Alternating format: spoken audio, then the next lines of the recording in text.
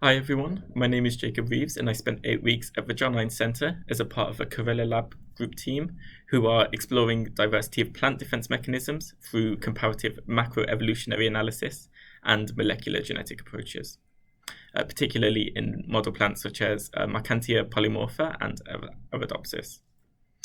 The team was full of really talented scientists, so I enjoyed getting to know them all and learning how they came to work and study at JIC.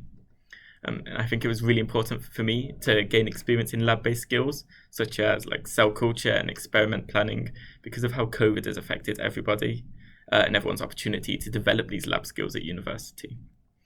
So my particular project involved developing Pseudomonas cereal path system for comparative phytopathology research. And essentially what this means is we were screening different strains of the pathogen Pseudomonas syringae against different cereal crops, particularly wheat, in order to expand the data that the group already had on other model plants.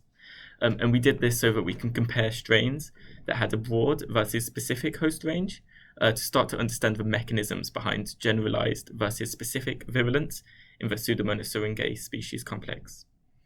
So I thought this was really very interesting because this is a species that causes bacterial leaf blight, which affects crops like wheat and peas. So it poses a significant threat to global agriculture. I think now that I have a much stronger understanding of how academic research is carried out and how careers in research are structured, so I feel much more confident that I want to progress onto a master's and then ultimately a PhD.